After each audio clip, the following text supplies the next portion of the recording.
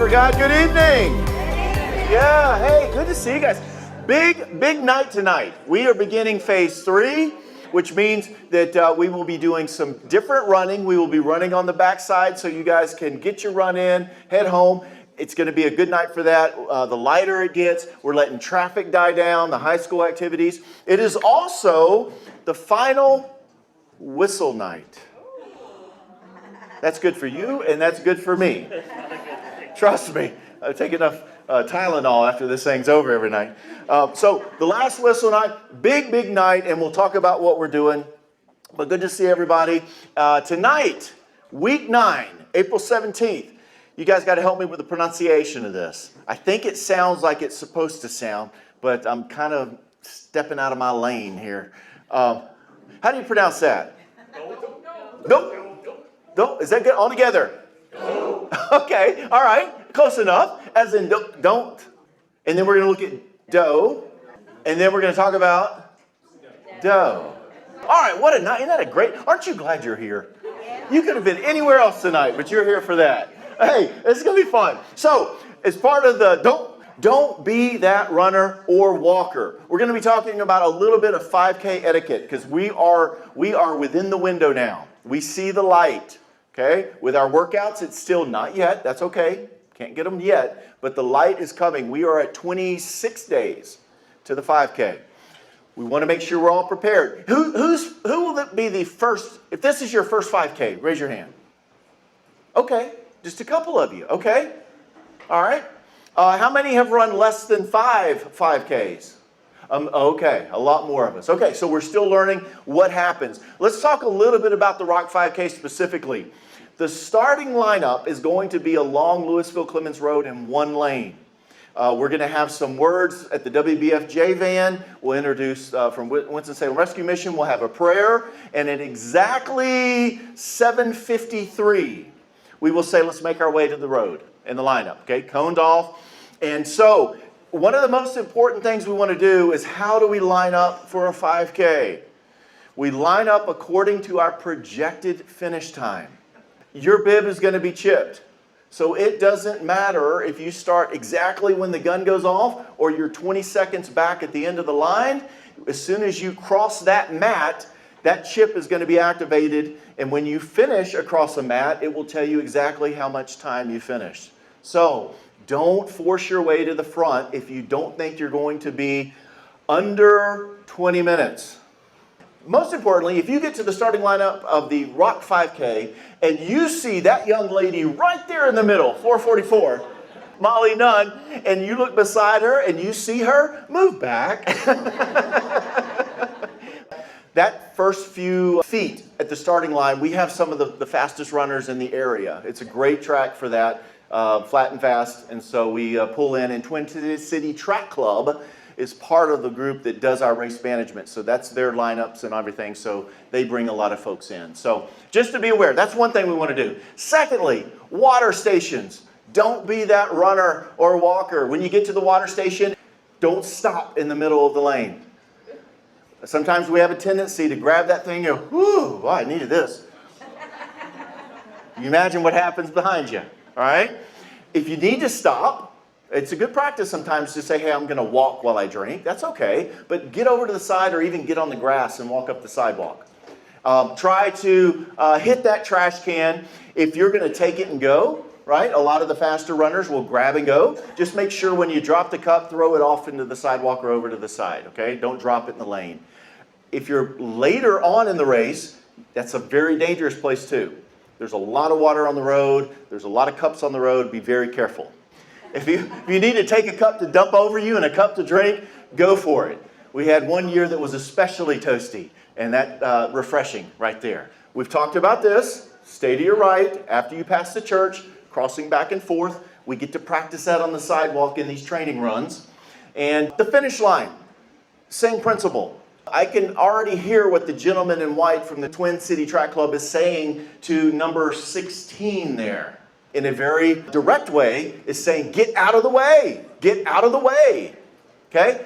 They're very polite. We love Twin City Track. They're just doing their job. So don't take it personally if they say, get out of the way, because you can see what can happen, especially if there's 6 or 7 or 8 or 9 trying their best to get that last second. Crossing the line is going to be a personal best. You can't just stop on a dime. So run through the finish as well and then move out of the way. Just some really simple tips that can make your 5K experience a whole lot better and those around you as well. So post-race as well, there's some etiquette questions. There will be snacks. There will be different things. It is not the Golden Corral trough, all right? Nobody goes home with water and Gatorade and biscuits and everything in their pockets, all right? Everyone who has registered for these things as well. And whether you're walking or your pace is just back toward the back, you're enjoying the course, having a great day, you still want something to be there when you arrive too. So if you're at the front, just remember the racers and the runners who are going to be coming in after you.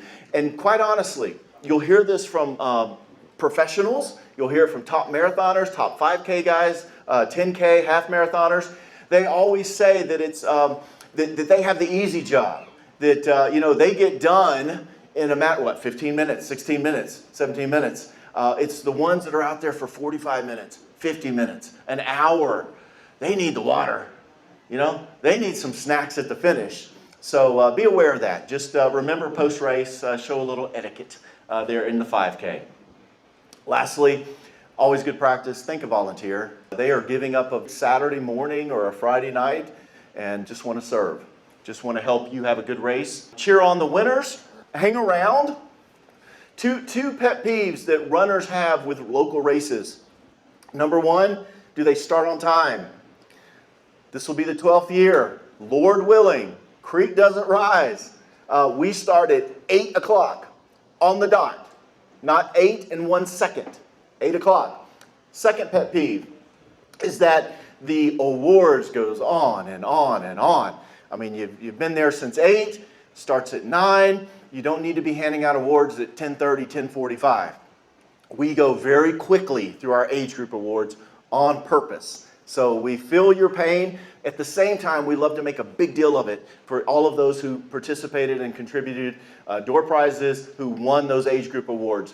So hang around, celebrate the winners, encouragement and hospitality. One of the reasons the race course is always my happy space is because just running along for 3.1 miles, you never know the surprise interactions you might have with somebody coming alongside you.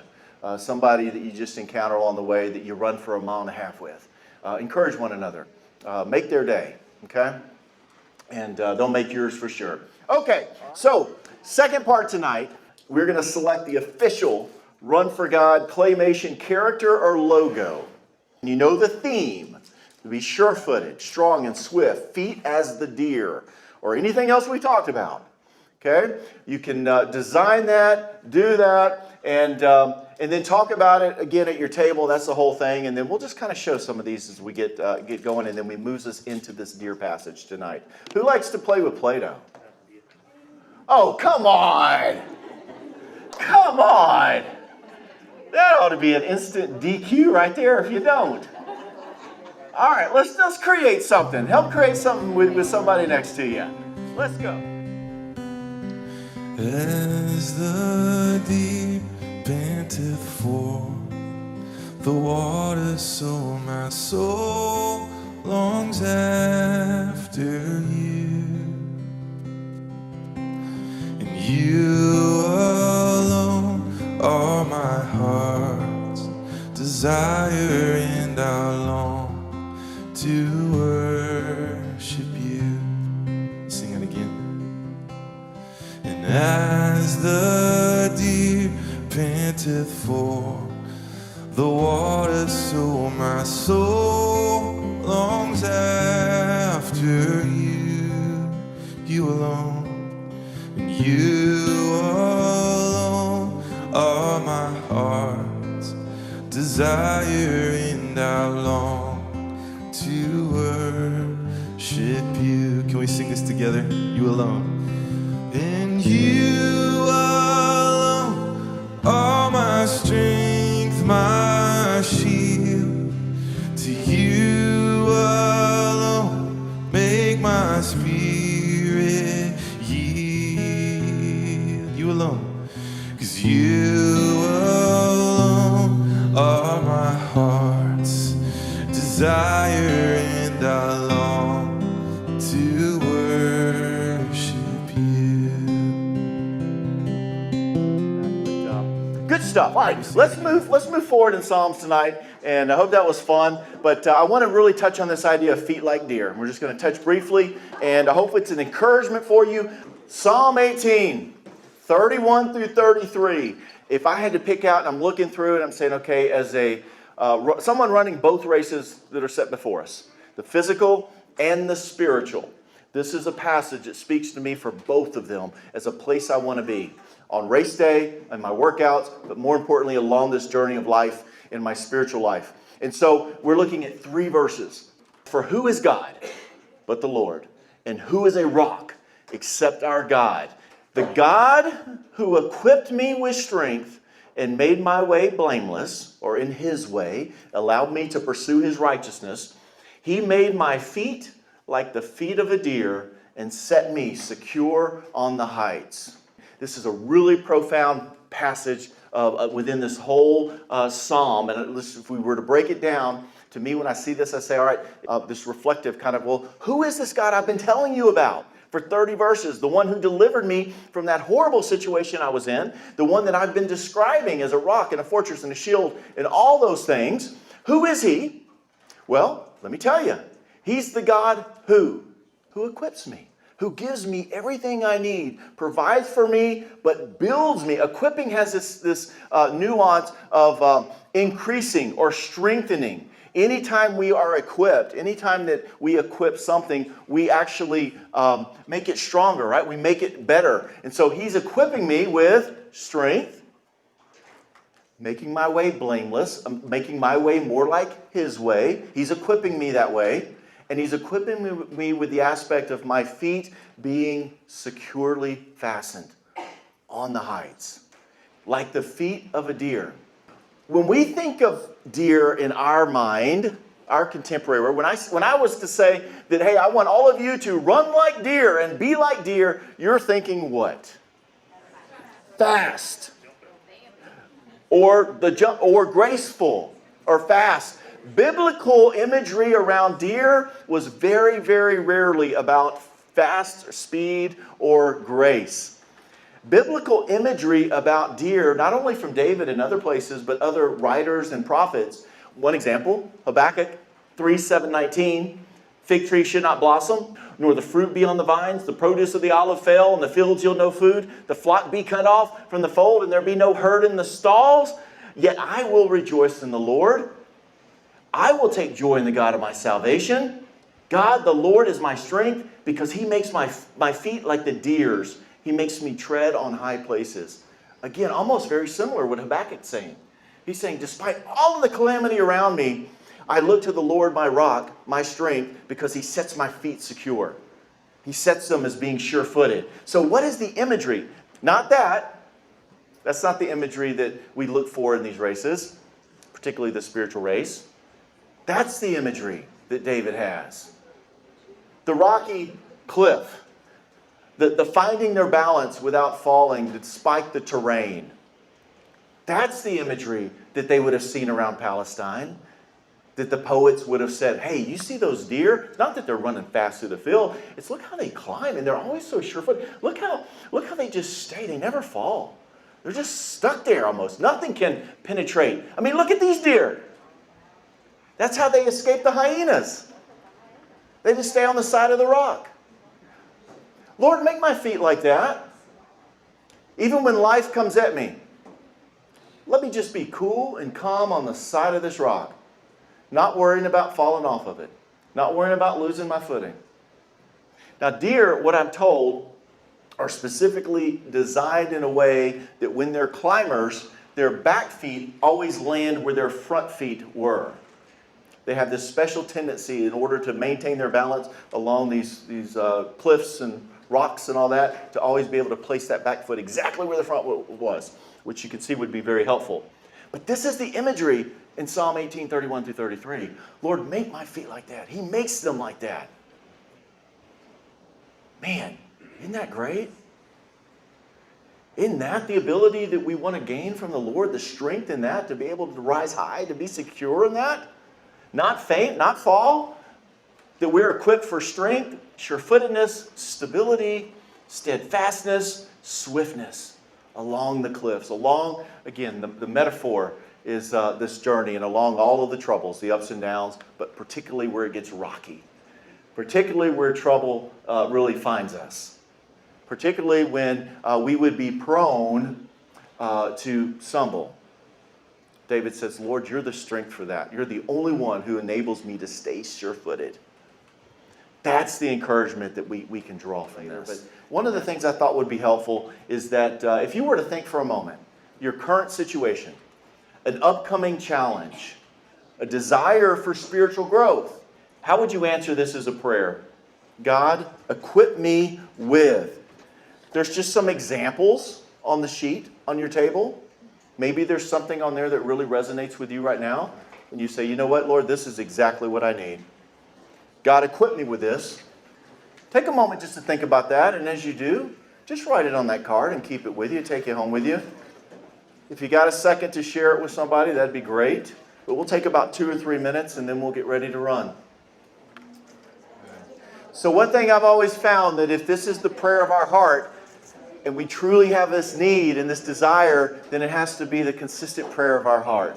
So in this way, if this is something you're saying, God, equip me with, continually pray for it. Search His Word where He speaks of that. How does He equip you? He equips us through His Word. He equips us through prayer. He equips us through the iron sharpening iron around us. Allow others to pray for you in this area as well. How can God equip you? Be encouraged in that. All right. So tonight, here's what we got. 5-minute run. A 5-minute walk.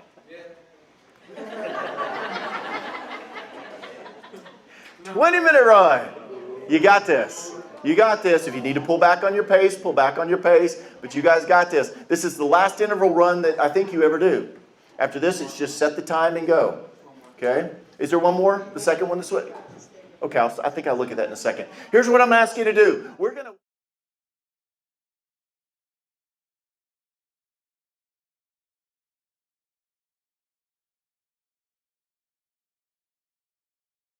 It'd be a great workout. Just to let you know, workout 2 is the exact same thing. So hang tight. Yeah, same workout. So if you don't get it tonight, you haven't got it yet. We'll work on it, workout 2.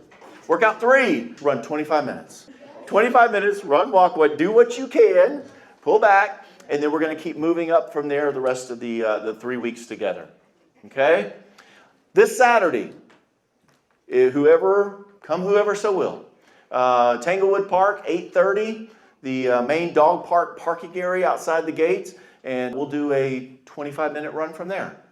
And I think a change of scenery is sometimes really good. Saturday morning will get us start feeling what it's like on race morning. I think that's it. We're good? All right, let me pray. We'll go out there, we'll walk, you'll hear the whistle, and then when you're done, feel free to hang around. Feel free to come in, use whatever you need, water, facilities, whatever. Just chat, but you're free to go and have a wonderful week, all right? Let me pray for us. Our Heavenly Father, we pray tonight especially for those who...